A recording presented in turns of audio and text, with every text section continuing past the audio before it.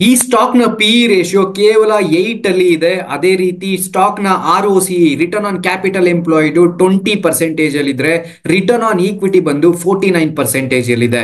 ಇನ್ನು ಈ ಕಂಪನಿಯ ಇಂಟ್ರೆನ್ಸಿಕ್ ವ್ಯಾಲ್ಯೂ ಅಂತೂ ಸಿಕ್ಕಾಪಟ್ಟೆ ಹೈ ಅಲ್ಲಿ ಇದೆ. ₹685 ಅಲ್ಲಿ ಇಂಟ್ರೆನ್ಸಿಕ್ ವ್ಯಾಲ್ಯೂ ಇರೋದು.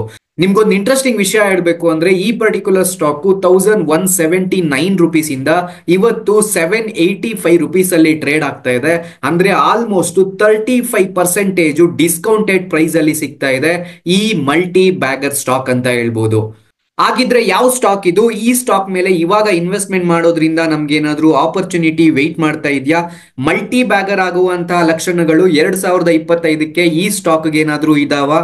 ಈ ಸ್ಟಾಕ್ ಮೇಲೆ ಇನ್ವೆಸ್ಟ್ಮೆಂಟ್ ಮಾಡೋದು ಸೂಕ್ತ ಆಗಿರತ್ತಾ ಅಂತ ನಾವು ಈ ವಿಡಿಯೋದಲ್ಲಿ ಕಂಪ್ಲೀಟ್ ಆಗಿ ನೋಡೋಣ. ಎಲ್ಲರಿಗೂ ನಮಸ್ಕಾರ. ನನ್ನ ಹೆಸರು Harish. Bengaluru traders club YouTube ಚಾನಲ್ಗೆ ಸ್ವಾಗತ. ನೀವೇನಾದ್ರೂ ನಮ್ಮ ಚಾನಲ್ಗೆ ಹೊಸಬರಾಗಿದ್ರೆ ಈ ಚಾನಲ್ ಅನ್ನ ಸಬ್ಸ್ಕ್ರೈಬ್ ಮಾಡಿಕೊಂಡು ಈ ವಿಡಿಯೋಗೊಂದು ಲೈಕ್ ಕೊಟ್ಟು ಪ್ರೋತ್ಸಾಹ ನೀಡಿ. ಇವತ್ತು ನಾವು ಮಾತಾಡ್ತಾ ಇರೋದು ಟಾಟಾ ಮೋಟಾರ್ಸ್ ಲಿಮಿಟೆಡ್ ಬಗ್ಗೆ. ಈ ಕಂಪನಿ ಬಂದು UK, South Korea, South Africa, China, Brazil, Australia, Slovakia ಅಂತಹ ದೊಡ್ಡ ದೊಡ್ಡ ದೇಶಗಳಲ್ಲಿ ತನ್ನ ಆಪರೇಟಿಂಗ್ ನೆಟ್ವರ್ಕ್ ಅನ್ನ ಬೆಳೆಸ್ಕೊಂಡಿದೆ ಅಂತ ಹೇಳ್ಬೋದು. ಕೀ ಪಾಯಿಂಟ್ಸ್ ಅನ್ನ ನಾವು ನೋಡೋದಾದ್ರೆ, ಇದರ ರೆವೆನ್ಯೂ ಬಂದು ಜಾಗ್ವಾರ್ ಅಂಡ್ ಲ್ಯಾಂಡ್ ರೋವರ್ ಅಲ್ಲಿ 69% ರೆವೆನ್ಯೂ ಅನ್ನ ಪಡಿತಾ ಇದ್ರೆ, ಟಾಟಾ ಕಮರ್ಷಿಯಲ್ ವೆಹಿಕಲ್ಸ್ ಅಲ್ಲಿ 18% ರೆವೆನ್ಯೂ ಅನ್ನ ಪಡ್ಕೊಂಡಿದೆ. ಇನ್ನು ತುಂಬಾ ಜನ ಅನ್ಕೊಂಡಿರೋದು ಟಾಟಾ ಅಂದ್ರೆ ಕೇವಲ ಕಾರ್ಸು, ಪ್ಯಾಸೆಂಜರ್ ವೆಹಿಕಲ್ಸ್ ಅಂತ ಅನ್ಕೊಂಡಿದ್ದಾರೆ. But actually Tata passenger vehicles ಅಲ್ಲಿ ಅತ್ಯಂತ ಕಡಿಮೆ ರೆವೆನ್ಯೂ ಅನ್ನ ಮಾಡ್ತಾ ಇದ್ದಾರೆ ಅಂತ ಹೇಳ್ಬೋದು. ಟಾಟಾ ಪ್ಯಾಸೆಂಜರ್ ವೆಹಿಕಲ್ಸ್ ಅಲ್ಲಿ ಕೇವಲ 12% ಇದ್ರೆ, ಇನ್ನು ವೆಹಿಕಲ್ಸ್ ಅನ್ನ ಅವರು ಫೈನಾನ್ಸ್ ಕೂಡ ಮಾಡ್ತಾರೆ, ಅದರಲ್ಲಿ ಕೇವಲ 0.8% ಅಷ್ಟು ರೆವೆನ್ಯೂ ಅನ್ನ ಇವರು ಪಡಿತಾ ಇರೋದು. ಇದೊಂದು ಬ್ಲೂ ಚಿಪ್ ಸ್ಟಾಕ್ ಅಂತ ಹೇಳ್ಬೋದು. ಅದೇ ರೀತಿ ಸ್ಟಾಕ್ ಪಿ ರೇಷಿಯೋನ ನಾವು ನೋಡೋದಾದ್ರೆ ಕೇವಲ 8.63 ನಲ್ಲಿ ಟ್ರೇಡ್ ಆಗ್ತಾ ಇದೆ ಅಂತ ಹೇಳ್ಬೋದು. ಸ್ಟಾಕ್ ಪಿ ರೇಷಿಯೋ ಅಂತೂ ಸಿಕ್ಕಾಪಟ್ಟೆ ಲೋವರ್ ಲೆವೆಲ್ ಅಲ್ಲಿ ಟ್ರೇಡ್ ಆಗ್ತಾ ಇದೆ. ಅಕಾರ್ಡಿಂಗ್ ಟು ಪಿ ರೇಷಿಯೋ ಪ್ರಕಾರ ಯಾವುದೇ ಸ್ಟಾಕ್ ಒಳ್ಳೆ ಫಂಡಮೆಂಟಲಿ ಸ್ಟ್ರಾಂಗ್ ಇರುವಂತಹ ಸ್ಟಾಕ್ ಬಿಲೋ 20 ಇದ್ರೆ ಅದನ್ನ ನಾವು ಅಂಡರ್ ವ್ಯಾಲ್ಯೂಡ್ ಸ್ಟಾಕ್ ಅಂತ ಕನ್ಸಿಡರ್ ಮಾಡ್ತೀವಿ. ಸೊ ಆ ಪ್ರಕಾರ ನೋಡೋದಾದ್ರೆ stock P ratio Tata motors ಕೇವಲ 8 ಅಲ್ಲಿ ಟ್ರೇಡ್ ಆಗ್ತಾ ಇರೋದು. ಸೊ ಇದು ನಮ್ಗೆ ತೀರಾ ಅಂಡರ್ ವ್ಯಾಲ್ಯೂಡ್ ಸ್ಟಾಕ್ ಆಗಿ ಕಾಣಿಸ್ತಾ ಇದೆ according to the stock P ratio ಅಂತ ಹೇಳ್ಬೋದು. ROCE ಆಗಿರ್ಬೋದು, ROE ಆಗಿರ್ಬೋದು ಮೋರ್ ದೆನ್ 15% ಅಂದ್ರೆ 15% ಗಿಂತ ಮೇಲೆ ಇದ್ರೆ ಅದೊಂದು ಅಟ್ರಾಕ್ಟಿವ್ ಸ್ಟಾಕ್ ಆಗಿರುತ್ತೆ, ಸ್ಟ್ರಾಂಗ್ ಸ್ಟಾಕ್ ಆಗಿರುತ್ತೆ, ಫಂಡಮೆಂಟಲಿ ಹೆವಿ ಸ್ಟ್ರಾಂಗ್ ಸ್ಟಾಕ್ ಕೂಡ ಆಗಿರುತ್ತೆ. ಎಷ್ಟು ROCE, ROE ಇನ್ಕ್ರೀಸ್ ಆಗ್ತಾ ಇದ್ರೆ ಅಷ್ಟು ಅದು ಸ್ಟ್ರಾಂಗ್ ಸ್ಟಾಕ್ ಅನ್ಸ್ಕೊಳ್ಳುತ್ತೆ. ಸೊ ಅದನ್ನ ನಾವು ನೋಡೋದಾದ್ರೆ ROCE ತುಂಬಾ ಚೆನ್ನಾಗಿದೆ, ROE ಅಂತೂ ಸಿಕ್ಕಾಪಟ್ಟೆ ಚೆನ್ನಾಗಿದೆ. ಸೊ ಇದನ್ನ ಕನ್ಸಿಡರ್ ಮಾಡೋದಾದ್ರೆ ಟಾಟಾ ಮೋಟಾರ್ಸ್ ROE ಮತ್ತೆ ROCE ನಲ್ಲಿ ಯಾವುದೇ ರೀತಿಯ ನೆಗೆಟಿವ್ ಎದ್ದು ಕಾಣಿಸೋದಿಲ್ಲ, ಓನ್ಲಿ ಪಾಸಿಟಿವ್ ಮಾತ್ರ ಇದೆ. ಇನ್ನು ಅದೇ ರೀತಿ ಡಿವಿಡೆಂಡ್ಗೋಸ್ಕರ ಈ ಸ್ಟಾಕ್ ಮೇಲೆ ಇನ್ವೆಸ್ಟ್ಮೆಂಟ್ ಮಾಡ್ತೀವ ಅಂದ್ರೆ, ಡಿವಿಡೆಂಡ್ ಪೇಔಟ್ ರೇಷಿಯೋನ ನೋಡೋದಾದ್ರೆ ಅಥವಾ ಡಿವಿಡೆಂಡ್ ಈಲ್ಡ್ ಅನ್ನ ನೋಡೋದಾದ್ರೆ, ಡಿವಿಡೆಂಡ್ಗೋಸ್ಕರ ಈ ಸ್ಟಾಕ್ ಮೇಲೆ ಇನ್ವೆಸ್ಟ್ಮೆಂಟ್ ಮಾಡೋದಕ್ಕೆ ಹೋಗ್ಬೇಡಿ. ಇದೊಂದು ಗ್ರೋತ್ ಸ್ಟಾಕ್ ಆಗಿರುತ್ತೆ, ಡಿವಿಡೆಂಡ್ ಸ್ಟಾಕ್ ಆಗಿರೋದಿಲ್ಲ. ಇಂಟ್ರೆನ್ಸಿಕ್ ವ್ಯಾಲ್ಯೂ ಬಂದು ₹685 ಇದೆ. ₹685 ಅಂದ್ರೆ ಆಲ್ಮೋಸ್ಟ್ 785 ಅಲ್ಲಿ ಇರುವಂತಹ ಟಾಟಾ ಮೋಟಾರ್ಸ್ ನ ಶೇರ್ಗೆ ಇಂಟ್ರೆನ್ಸಿಕ್ ವ್ಯಾಲ್ಯೂ ₹685 ಇರೋದು ಅನ್ನೋದು ಅದೊಂದು ದೊಡ್ಡ ಅಡ್ವಾಂಟೇಜ್ ಆಗಿರುತ್ತೆ. In case up trend momentum ಅಲ್ಲಿ ಒಳ್ಳೆ ರ್ಯಾಲಿ ಬರೋದಕ್ಕೆ ಶುರುವಾದ್ರೆ ಅತ್ಯಂತ ಕಡಿಮೆ ಅವಧಿಯಲ್ಲಿ ನಾವು ₹685 ಮೊಮೆಂಟಮ್ ನ ಎಕ್ಸ್ಪೆಕ್ಟ್ ಮಾಡಬಹುದು ಅಂತ ಇಂಟ್ರೆನ್ಸಿಕ್ ವ್ಯಾಲ್ಯೂ ತೋರಿಸ್ತಾ ಇದೆ. ಇದನ್ನ ನಾವು ನೋಡೋದಾದ್ರೆ ಇಂಟ್ರೆನ್ಸಿಕ್ ವ್ಯಾಲ್ಯೂ ಅಂತೂ ತುಂಬಾ ಅಟ್ರಾಕ್ಟಿವ್ ಆಗಿದೆ ಅಂತ ಹೇಳ್ಬೋದು. ಇನ್ನು ಡೆಟ್ ವಿಷಯಕ್ಕೆ ಬಂದ್ರೆ, ಅಂದ್ರೆ ಕಂಪನಿಯ ಸಾಲನ ನೋಡಿದ್ರೆ 1 ಲಕ್ಷ ಕೋಟಿ ಇದೆ. ಅದೇ ರೀತಿ ರಿಸರ್ವ್ಸ್ ಕೂಡ ಇವ್ರ ಹತ್ರ 1 ಲಕ್ಷ ಕೋಟಿ ಇದೆ. ಸೊ ಇದು ಒಂದು ಅಡ್ವಾಂಟೇಜ್ ಆಗಿರುತ್ತೆ. ಡೆಟ್ ಬಂದು 1 ಲಕ್ಷ ಕೋಟಿ ಇರುವುದು ಅದು ಡಿಸ್ಅಡ್ವಾಂಟೇಜ್ ಆಗಿದ್ರೆ, ರಿಸರ್ವ್ಸ್ ಬಂದು ಅದು ಅಡ್ವಾಂಟೇಜ್ ಆಗಿರುತ್ತೆ. ಇನ್ನು 52 ವೀಕ್ ಹೈ ಬಂದು 1179 ಮತ್ತೆ 52 ವೀಕ್ ಲೋ ಬಂದು 696 ಇದ್ರೆ, ಇವತ್ತು ₹785 ಅಲ್ಲಿ ಈ ಸ್ಟಾಕ್ ಟ್ರೇಡ್ ಆಗ್ತಾ ಇದೆ. ಇನ್ನು ಇದೇ ಸ್ಟಾಕ್ ನ ಫಂಡಮೆಂಟಲ್ಸ್ ಅನ್ನ ನಾವು ನೋಡೋದಾದ್ರೆ, ಕನ್ಸಾಲಿಡೇಟೆಡ್ ಓವರ್ ವ್ಯೂ ರೆವೆನ್ಯೂ ಅನ್ನ ನಾವು ನೋಡೋದಾದ್ರೆ, ರೆವೆನ್ಯೂ ಅನ್ನೋದು ಕಳೆದ 4-5 ವರ್ಷಗಳಿಂದಾನು ಕೂಡ ಇನ್ಕ್ರೀಸ್ ಆಗ್ತಾನೆ ಇದೆ ಅಂತ ಹೇಳ್ಬೋದು. 2023ರಲ್ಲಿ 3,45,966 ಕೋಟಿ ರೆವೆನ್ಯೂ ಇತ್ತು. 2024ಕ್ಕೆ ಅದು 4,37,927 ಕೋಟಿ ಆಗಿದೆ. ಅದೇ ರೀತಿ ಮೇಜರ್ ಆಗಿ ರೆವೆನ್ಯೂ ಅಲ್ಲಿ ನಾವು ಗ್ರೋತ್ ಅನ್ನ ಕೂಡ ನೋಡ್ತಾ ಇದ್ದೀವಿ. ಇನ್ನು ಅದೇ ರೀತಿ ನೆಟ್ ಪ್ರಾಫಿಟ್ ಅನ್ನ ನಾವು ನೋಡೋದಾದ್ರೆ, ನೆಟ್ ಪ್ರಾಫಿಟ್ ಬಂದು 2024ರಲ್ಲಿ 31,000 ಕೋಟಿ ನೆಟ್ ಪ್ರಾಫಿಟ್ ಅನ್ನ ಮಾಡಿದ್ದಾರೆ. 2023ರಲ್ಲಿ 2,353 ಕೋಟಿ ಪ್ರಾಫಿಟ್ ಮಾಡಿತ್ತು. ಅದಕ್ಕೆ ಮುಂಚೆ ಟಾಟಾ ಮೋಟಾರ್ಸ್ ಅನ್ನೋದು ಒಂದು ಲಾಸ್ ಮೇಕಿಂಗ್ ಕಂಪನಿ ಆಗಿತ್ತು. ಈ ವಿಡಿಯೋನ ಕಂಟಿನ್ಯೂ ಮಾಡಕ್ ಮುಂಚೆ ನಾನು ನಿಮ್ಗೆ ಹೇಳ್ತಾ ಇದ್ದೀನಿ ಝೀರೋ ಬ್ರೋಕರೇಜ್ ಅಕೌಂಟ್ ಬೆನಿಫಿಟ್ಸ್ ಹೊಂದಿರುವ ಎಂ ಸ್ಟಾಕ್ ಬಗ್ಗೆ. ನೀವು ಎಂ ಸ್ಟಾಕ್ ಡಿಮ್ಯಾಟ್ ಅಕೌಂಟ್ ಅನ್ನ ಉಪಯೋಗಿಸೋದ್ರಿಂದ ನಿಮ್ಗೆ ಯಾವುದೇ ರೀತಿಯ ಬ್ರೋಕರೇಜ್ ಚಾರ್ಜಸ್ ಇರೋದಿಲ್ಲ. ಝೀರೋ ಬ್ರೋಕರೇಜ್ ಟ್ರೇಡಿಂಗ್ ಅಕೌಂಟ್ ಆಗಿರುತ್ತೆ. Delivery, futures, options, intraday, currency ಎಲ್ಲದರಲ್ಲೂ ಕೂಡ ಝೀರೋ ಬ್ರೋಕರೇಜ್ ಇರುತ್ತೆ. ಇದೊಂದು ವೆಲ್ ಡಿಸೈನ್ಡ್ ಪ್ಲಾಟ್ಫಾರ್ಮ್ ಆಗಿದ್ದು ಇದರಲ್ಲಿ ನಿಮಗೆ ಕೀ ಇಂಡೈಸಸ್ ಇಂದ ಹಿಡಿದು ಗ್ಲೋಬಲ್ ಇಂಡೈಸಸ್ ವರ್ಗೂ ಕೂಡ ಎಲ್ಲಾ ರೀತಿಯ ಇಂಡೈಸಸ್ ಇನ್ಫಾರ್ಮೇಶನ್ ಒಂದೇ ಪ್ಲಾಟ್ಫಾರ್ಮ್ ಅಲ್ಲಿ ಸಿಗುತ್ತೆ. ಅದ್ರ ಜೊತೆಗೆ FII, DII ಡೇಟಾ ಇರ್ಬೋದು, ವಾಚ್ ಲಿಸ್ಟ್ ಅನ್ನ ಆಡ್ ಮಾಡ್ಕೊಳ್ಳುವಂತ ಒಂದು ಸ್ಕ್ರೀನಿಂಗ್ ಸಿಸ್ಟಮ್ ಇರ್ಬೋದು. ನೀವು ನೋಡಬಹುದು 7 ವಾಚ್ ಲಿಸ್ಟ್ ಅನ್ನ ನೀವು ಒಂದೇ ಕಡೆ ಇಟ್ಕೋಬಹುದು, ಒಂದೇ ಡಿಮ್ಯಾಟ್ ಅಕೌಂಟ್ ಅಲ್ಲಿ ಇಟ್ಕೋಬಹುದು.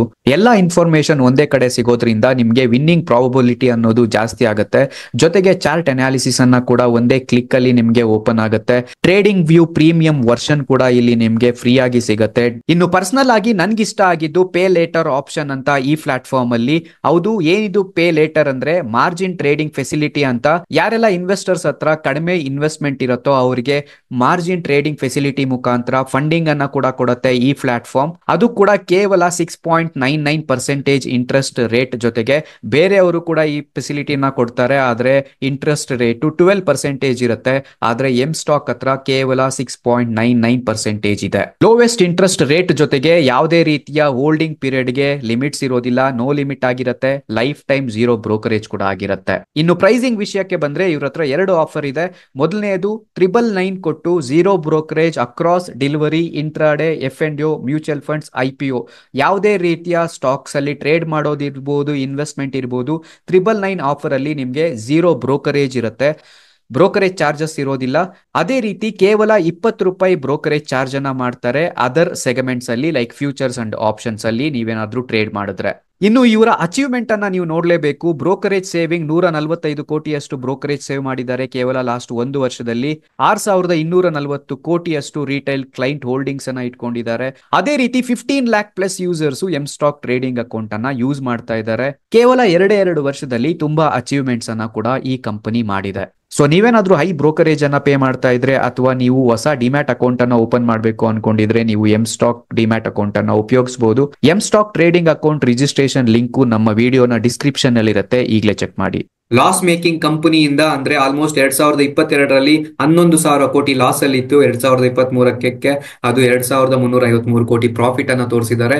ಇನ್ನು 2024ರಲ್ಲಿ ಟಾಟಾ ಮೋಟಾರ್ಸ್ ನ ಇತಿಹಾಸದಲ್ಲೇ ಅತ್ಯಂತ ದೊಡ್ಡ ಪ್ರಾಫಿಟ್ ಅನ್ನ ಅವರು ತೋರಿಸಿದ್ದಾರೆ ಅಂತ ಹೇಳ್ಬೋದು. ಸೊ ಈ ನೆಟ್ ಪ್ರಾಫಿಟ್ ಅನ್ನೋದು ಬರುವಂತ ವರ್ಷಗಳಲ್ಲಿ ಇನ್ನೂ ಇನ್ಕ್ರೀಸ್ ಆಗ್ತಾ ಹೋದ್ರೆ ಅಥವಾ ಈ ತರಹದ ಒಂದು ಸ್ಟೇಬಲ್ ಇನ್ಕಮ್, ಸ್ಟೇಬಲ್ ಪ್ರಾಫಿಟ್ ಅನ್ನ ಇವರು ತೋರಿಸ್ತಾ ಹೋದ್ರೆ ನೆಟ್ ಪ್ರಾಫಿಟ್ ಅಲ್ಲಿ ಒಂದಷ್ಟು ಬದಲಾವಣೆ ಅಂದ್ರೆ ಒಂದಷ್ಟು ಇಂಪ್ರೂವ್ಮೆಂಟ್ ಅನ್ನ ಕಾಣಿಸಿದ್ರೆ ನಮಗೆ ಟಾಟಾ ಮೋಟಾರ್ಸ್ ಸ್ಟಾಕ್ ಇನ್ನೂ ಒಂದು ಹೈ ರ್ಯಾಲಿಯನ್ನ ಕೊಡುವಂತಹ ಚಾನ್ಸಸ್ ಜಾಸ್ತಿ ಇರುತ್ತೆ.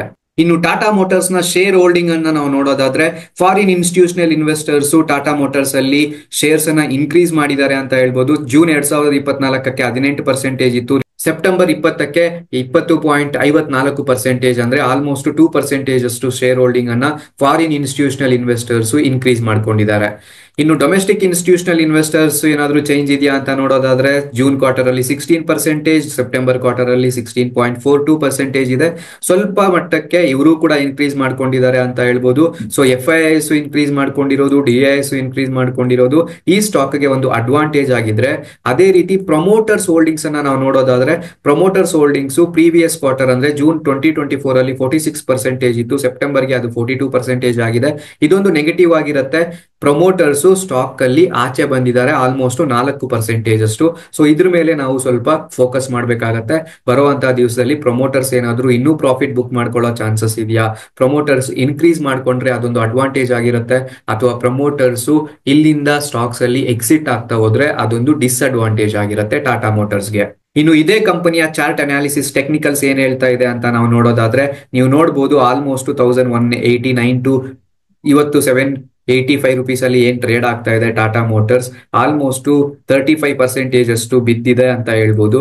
ಸೊ ಇದನ್ನೇ ನಾವು ಸಪೋರ್ಟ್ ಅಂಡ್ ರೆಸಿಸ್ಟೆನ್ಸ್ ಫಾರ್ಮೇಶನ್ ಅನ್ನ ನಾವು ಚೆಕ್ ಮಾಡಿದಾಗ ಸೊ ಇಲ್ಲಿ ನಾವು ನೋಡೋದಾದ್ರೆ ಆಲ್ಮೋಸ್ಟ್ 770 ರುಪೀಸ್ ಇಂದ ಸ್ಟಾಕ್ ಅಲ್ಲಿ ಒಂದೊಳ್ಳೆ ಮೊಮೆಂಟಮ್ ಅನ್ನ ಬಂದಿದೆ. ಇದಾದ್ಮೇಲೆ all time high new 52 week high price ಅನ್ನ ಕೂಡ ಇದು ಟಚ್ ಮಾಡಿ ಇವಾಗ ಅಟ್ ಪ್ರೆಸೆಂಟ್ ಮತ್ತೆ near to this particular breakout level ಹತ್ರನೇ ಸ್ಟಾಕ್ ಟ್ರೇಡ್ ಕೂಡ ಆಗ್ತಾ ಇದೆ ಅಂತ ಹೇಳ್ಬೋದು.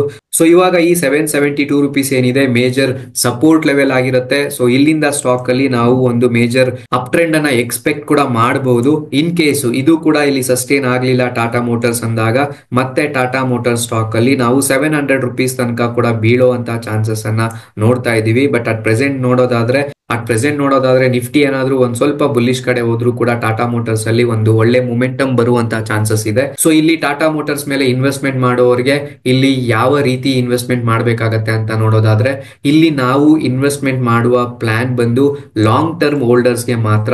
ಸೊ ನೀವೇನಾದ್ರೂ ಕ್ವಿಕ್ ಪ್ರಾಫಿಟ್ಸ್ ಗೋಸ್ಕರ ಎಂಟ್ರಿ ತಗೊಳ್ತಾ ಇದ್ದೀನಿ, ಸ್ವಿಂಗ್ ಟ್ರೇಡಿಂಗ್ ಗೋಸ್ಕರ ಎಂಟ್ರಿ ತಗೊಳ್ತಾ ಇದ್ದೀನಿ, ಅಥವಾ ಶಾರ್ಟ್ ಟರ್ಮ್ ಅಲ್ಲಿ ನೆಕ್ಸ್ಟ್ 1-2 ಮಂತ್ಸ್ಗೆ ಎಂಟ್ರಿ ತಗೊಳ್ತಾ ಇದ್ದೀನಿ ಅಂದ್ರೆ ಅವರಿಗೆ ಒಳ್ಳೆ ಆಪರ್ಚುನಿಟಿ ಆಗಿರೋದಿಲ್ಲ. ಸ್ವಲ್ಪ ರಿಸ್ಕ್ ಇನ್ವಾಲ್ವ್ಮೆಂಟ್ ಅನ್ನೋದು ಜಾಸ್ತಿ ಇರುತ್ತೆ. ಇನ್ ಕೇಸ್ ನೀವು ಲಾಂಗ್ ಟರ್ಮ್ ಅಲ್ಲಿ ಸ್ಟಾಕ್ ಅನ್ನ ಇನ್ವೆಸ್ಟ್ಮೆಂಟ್ ಮಾಡ್ತಾ ಇದ್ದೀನಿ, ಫಾರ್ ಎಕ್ಸಾಂಪಲ್ 2025ಗೆ ನಾನು ಈ ಸ್ಟಾಕ್ ಅನ್ನ ಚೂಸ್ ಮಾಡಿದ್ದೀನಿ, 2025ಗೆ ಈ ಸ್ಟಾಕ್ ಅಲ್ಲಿ ಒಂದೊಳ್ಳೆ ಬೂಮ್ ಬರುವಂತ ಚಾನ್ಸಸ್ ಇದೆ, ಒಂದೊಳ್ಳೆ ರಿಟರ್ನ್ ಕೊಡುವಂತ ಚಾನ್ಸಸ್ ಇದೆ ಅಂತ ಕನ್ಸಿಡರ್ ಮಾಡಿ ನೀವೇನಾದ್ರೂ ಈ ಸ್ಟಾಕ್ ಮೇಲೆ ಇನ್ವೆಸ್ಟ್ಮೆಂಟ್ ಮಾಡ್ತಾ ಇದ್ರೆ, for example next 1 to 2 years ವರೆಗೂ ಕೂಡ ಎಕ್ಸ್ಪೆಕ್ಟ್ ಮಾಡ್ತಾ ಇದ್ರೆ ಕ್ವಾರ್ಟರ್ಲಿ ರಿಸಲ್ಟ್ಸ್ ಇರಬಹುದು ಅಥವಾ ಇಯರ್ಲಿ ರಿಸಲ್ಟ್ ಇರಬಹುದು, ಇಯರ್ ಆನ್ ಇಯರ್ ಗ್ರೋತ್ ಅನ್ನ ಕಾಣಿಸಿದ್ರೆ ಟಾಟಾ ಮೋಟಾರ್ಸ್ ಅಲ್ಲಿ ಮತ್ತೆ ಒಂದೊಳ್ಳೆ ಮೊಮೆಂಟಮ್ ಬರುವ ಚಾನ್ಸಸ್ ಇರುತ್ತೆ. ಸೊ ಆಸ್ ಆಫ್ ನಾವು ನೋಡೋದಾದ್ರೆ ಟಾಟಾ ಮೋಟಾರ್ಸ್ ಆಲ್ಮೋಸ್ಟ್ ಎಷ್ಟು ಬೀಳ್ಬೇಕು ಅಷ್ಟು ಬಿದ್ದಿದೆ ಅಂತ ಹೇಳ್ಬಹುದು. ಬಟ್ ಸ್ಟಾಕ್ ಮಾರ್ಕೆಟ್ ಅಲ್ಲಿ ಏನಾದ್ರೂ ಆಗಬಹುದು, ಬಟ್ ನಮ್ಮ ಸೇಫ್ಟಿಯಲ್ಲಿ ನಾವು ಇರಬೇಕಾಗತ್ತೆ. ಸೊ ಇನ್ ಕೇಸ್ ನೀವೇನಾದ್ರೂ ಲಾಂಗ್ ಟರ್ಮ್ ಗೋಸ್ಕರ ಈ ಸ್ಟಾಕ್ ಅಲ್ಲಿ ಇನ್ವೆಸ್ಟ್ಮೆಂಟ್ ಮಾಡಬೇಕು ಅನ್ಕೊಂಡಿದ್ರೆ, ನಿಮ್ಗೆ ಹೋಲ್ಡ್ ಮಾಡೋ ಕೆಪಾಸಿಟಿ ಇದೆ, ಹೋಲ್ಡ್ ಮಾಡೋ ಪೇಷನ್ಸ್ ಇದೆ ಅಂದ್ರೆ ಟಾಟಾ ಮೋಟಾರ್ಸ್ ಒಂದೊಳ್ಳೆ ಸ್ಟಾಕ್ ಆಗಿರುತ್ತೆ ಇನ್ವೆಸ್ಟ್ಮೆಂಟ್ ಮಾಡೋದಕ್ಕೆ. ಮಲ್ಟಿ ಬ್ಯಾಗರ್ ಅನ್ನ ನಾವು ಎಕ್ಸ್ಪೆಕ್ಟ್ ಮಾಡಬಹುದು. ನಿಮ್ಗೆ ಗೊತ್ತಿರ್ಲಿ, ಒಂದಾನೊಂದು ಕಾಲದಲ್ಲಿ ಟಾಟಾ ಮೋಟಾರ್ಸ್ ಕೋವಿಡ್ ಕ್ರಾಶ್ ಅಲ್ಲಿ ಆಲ್ಮೋಸ್ಟ್ 70 to 80 rupees ಹತ್ರ ಟ್ರೇಡ್ ಆಗ್ತಾ ಇತ್ತು. ಇವತ್ತು ಅದು ಆಲ್ಮೋಸ್ಟ್ ನಿಯರ್ ಟು 800 rupees ಹತ್ರ ಟ್ರೇಡ್ ಆಗಿದೆ, 1100+ ಇಂದ ಕೆಳಗಡೆ ಬಿದ್ದಿದೆ. ಮತ್ತೆ ನಾವು 80 rupeesಗೆ ಯಾವ ರೀತಿ ಟಾಟಾ ಮೋಟಾರ್ಸ್ ಅನ್ನ ಎಕ್ಸ್ಪೆಕ್ಟ್ ಮಾಡೋದಕ್ಕೆ ಆಗೋದಿಲ್ವೋ, ಮುಂದೆ ಒಂದ್ ದಿವಸ ಅದೇ ರೀತಿ 800 rupeesಗೆ ಟಾಟಾ ಮೋಟಾರ್ಸ್ ಅನ್ನ ಎಕ್ಸ್ಪೆಕ್ಟ್ ಮಾಡೋದಕ್ಕೆ ಆಗೋದಿಲ್ಲ. ನಮ್ ಕೈಗೆ ಅದು ಸಿಗದೆ ಕೂಡ ಇರಬಹುದು 800 rupeesಗೆ. ಸೊ ಇನ್ ಕೇಸ್ ನೀವೇನಾದ್ರೂ ಲಾಂಗ್ ಟರ್ಮ್ ಅಲ್ಲಿ ಒಂದೊಳ್ಳೆ ಸ್ಟಾಕ್ ಮೇಲೆ ಇನ್ವೆಸ್ಟ್ಮೆಂಟ್ ಮಾಡಬೇಕು ಅನ್ಕೊಂಡಿದ್ರೆ, ಅದು ಕೂಡ ಒಳ್ಳೆ ಸ್ಟಾಕ್, ಫಂಡಮೆಂಟಲಿ ಸ್ಟ್ರಾಂಗ್ ಇರುವಂತಹ ಸ್ಟಾಕ್, ಕಡಿಮೆ ಪ್ರೈಸ್ ಅಲ್ಲಿ ನಾನು ಇನ್ವೆಸ್ಟ್ಮೆಂಟ್ ಮಾಡಬೇಕು ಅನ್ಕೊಂಡಿದ್ರೆ ಈ ಪರ್ಟಿಕ್ಯುಲರ್ ಟೈಮ್ ಅಲ್ಲಿ ಟಾಟಾ ಮೋಟಾರ್ಸ್ ಅನ್ನೋದು ಒಂದು ಬೆಸ್ಟ್ ಚಾಯ್ಸ್ ಆಗಿರುತ್ತೆ ಅಂತ ಹೇಳ್ಬಹುದು. ಸೊ ಹೋಪ್ ಈ ಇನ್ಫಾರ್ಮೇಶನ್ ನಿಮಗೆ ಯೂಸ್ಫುಲ್ ಆಗಿರುತ್ತೆ ಅಂತ ಭಾವಿಸ್ತಾ ಇದ್ದೀನಿ. ಸೊ ಟಾಟಾ ಮೋಟಾರ್ಸ್ ಮೇಲೆ ನಿಮ್ಮ ಅನಿಸಿಕೆ ಏನು? ಇನ್ವೆಸ್ಟ್ಮೆಂಟ್ ಮಾಡೋದು ಬೆಟರ್ ಆಗಿರತ್ತಾ, ಅವಾಯ್ಡ್ ಮಾಡೋದು ಬೆಟರ್ ಆಗಿರತ್ತಾ? ಕಮೆಂಟ್ ಮಾಡಿ ತಿಳಿಸಿ. ನೆಕ್ಸ್ಟ್ ವಿಡಿಯೋದಲ್ಲಿ ಯಾವ ಸ್ಟಾಕ್ ಅನಾಲಿಸಿಸ್ ಬೇಕು ಅಂತ ಕಮೆಂಟ್ ಮಾಡಿ. ಸಿಗೋಣ ಮತ್ತೊಂದು ವಿಡಿಯೋದಲ್ಲಿ. ನಮಸ್ತೆ, ಜೈ Karnataka. Investments in securities markets are subject to market risks. Read all the related documents carefully before investing.